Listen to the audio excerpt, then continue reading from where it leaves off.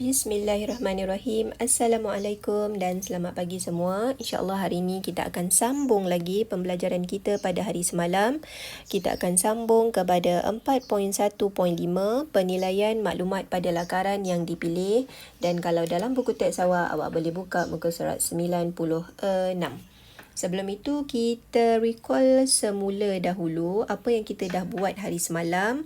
Okey, satu, awak ada dengar video, dan yang kedua, video penerangan tentang apa? Tentang 5 kriteria pemilihan lakaran, yang mana awak dah salin juga nota tentang kriteria-kriteria yang boleh kita lihat dalam memilih sesuatu lakaran yang terbaik. Okey, dan saya recall semula di sini. Okay. Kriteria yang pertama dalam kita nak memilih lakaran produk yang terbaik tu, kalau awak rujuk dalam buku teks tu ada 3 jenis lakaran topi, betul tak?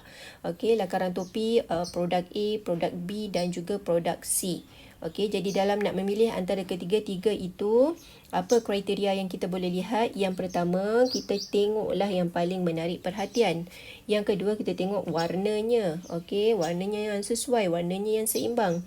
Yang ketiga, kita tengok juga kepada bentuk. Okey, kepada bentuk yang mudah untuk dihasilkan.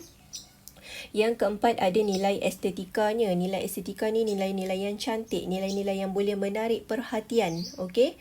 Dan yang kelima, maklumat dalam lakaran tersebut hendaklah lengkap. Okey. Lengkap kelima-lima perkara, jadi kita pilihlah produk tersebut. Okey, itu yang pertama. Yang kedua, cara yang kedua dalam kita nak memilih lakaran, okey, kita boleh juga gunakan kuasa pelanggan. Okey, kita edarkan borang yang kita panggil sebagai borang penilaian pelanggan. Jadi edar kepada pelanggan, pelanggan jawab, kemudian kita analisis data. Okey, ini part hari semalam. Untuk hari ini, kita sambung lagi yang mana selepas kita dah buat pemilihan, kita dah ada satu produk pilihan. Okey, kalau kita follow saja dekat dalam buku teks, pada akhirnya topi yang color merah tu, okey, topi yang color merah iaitu produk A itu telah menjadi pilihan. Okey, telah terpilih. Okey, telah terpilih sebagai lakaran yang terbaik. Okey. Kemudian, lepas kita pilih lakaran yang terbaik tu, kita kena nilai pula. Okey, kita kena nilai lagi. Okey, maklumat-maklumat yang ada pada lakaran tersebut. Okey, kenapa kita kena nilai maklumat yang ada pada lakaran tersebut? Sebab kita nak jual produk kita kepada siapa? Kita nak jual produk kita kepada, ya betul, kita nak jual kepada pengguna. Siapa pengguna? Sayalah penggunanya tu. Awaklah juga penggunanya tu. Okey. Dan setiap pengguna, of course, ada cita rasa. Okey, ada cita rasa. Dan cita rasa pengguna tu pula sentiasa berubah-ubah mengikut trend. Okey.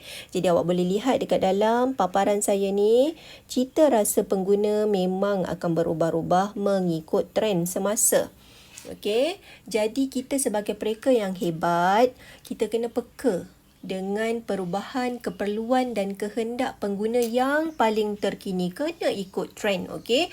Yang mana trend ni akan sentiasa ada penambahbaikan dari masa ke semasa. Okey, contoh gambar yang pertama ni. Awak dapat lihat gambar yang pertama ni, katalah, okey, ini kasut bata kan. Kalau awak pergi dekat shopping mall tu, contohlah kan, masuk dekat kedai kasut bata ni, kalau awak perasan mereka memang takkan stick pada satu rekaan reka bentuk kasut yang sama kan. Mesti akan ada pertukaran dari masa ke masa. Kalau pergi kedai pun selalu kita dengar ayat ni daripada dia punya seller kan. Masuk je kan, dia perkenalkan kita, cik ini design yang baru. Itu contoh. Okey. Jadi kasut pun adalah salah satu produk yang sentiasa mengikut trend. Okey, takkan stick pada satu reka bentuk saja, akan sentiasa berubah-ubah. Okey. Baik. Yang seterusnya, gambar yang kedua, handphone. Okey, ini lagilah sangat dekat dengan kita sekarang. Betul tak? Okey, kalau dulu-dulu zaman saya dahulu, siap kita boleh panggil handphone tu jenis handphone baling kucing. Yang memang kalau baling kucing tu, Feng Shan kucing tu, nak membayangkan betapa beratnya handphone tu. Bukannya macam sekarang, handphone yang sekarang mungkin ringan, sangat senang untuk masuk dekat dalam poket awak, masuk dekat dalam beg awak. Okey. Kalau dulu jenis yang perlu tekan-tekan, picit-picit. Okey, yang sekarang pula jenis handphone jenis touch screen. Okey, teknologi dah semakin maju. Sentuh saja skrin handphone tu, dah boleh shopping. Shopping kan dekat Shopee, tahu-tahu barangnya sampai dekat rumah. Sentuh saja skrin kan, walaupun kita berjauhan sekarang ni dah boleh Google Meet. Okey, dah boleh Google Meet. Okey, boleh tengok wajah cikgu kesayangan awak ni kan dekat dalam Google Meet. Okey, baik. Jadi awak nampak dekat situ trend.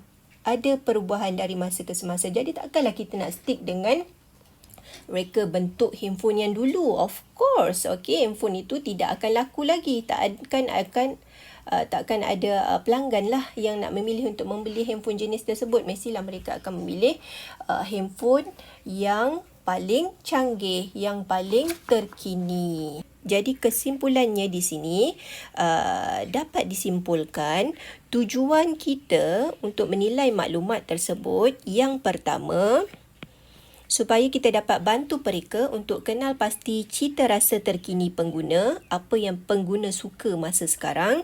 Dan yang kedua, supaya kita dapat membantu mereka dan juga pelanggan itu memahami lakaran yang dihasilkan.